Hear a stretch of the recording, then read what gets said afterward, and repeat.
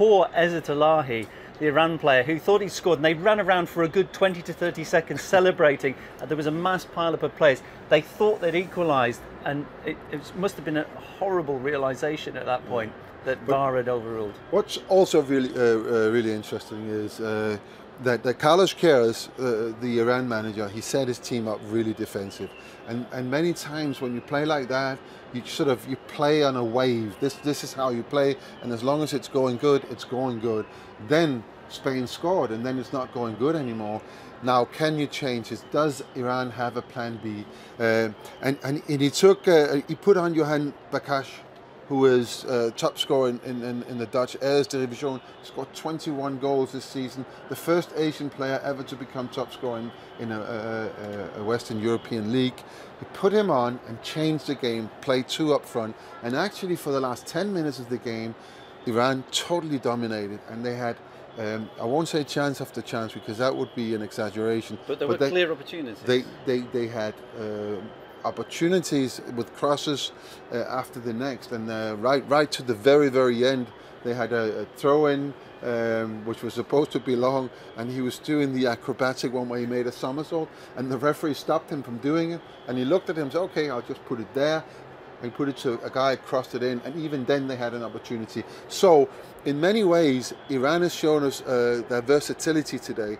Defended fantastic against one of the best teams in the world, and then they had the ability to change a little bit, and I think, you know, they played Portugal in their last game. Well, that's my question.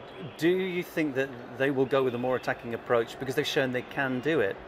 I think what they'll do is they will try and keep Ronaldo quiet. I think the lessons that we've learned from watching Portugal against Morocco and Portugal against Spain is that Portugal at this moment in time have not found any form. They don't play well as a team, and the one player that's shining above everyone in the tournament is playing in that team, and that is of course Ronaldo. He's top scorer so far.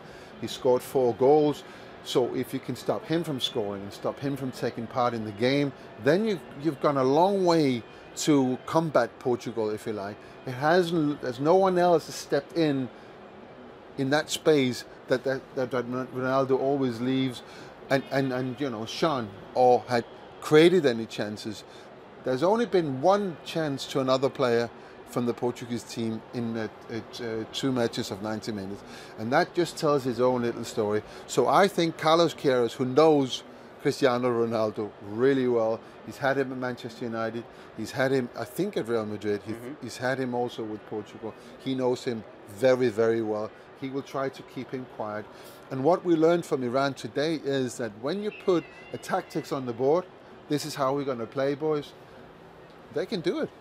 They were throwing bodies on the line, literally, some incredible last-minute lunges to deny goals. No faulting Iran's commitment. They have to win now against Portugal. That would put Iran through and Portugal out. Do you give them a chance based on the 2 different Irans that we've seen? You can see the table here, so they're a point behind. They have to win.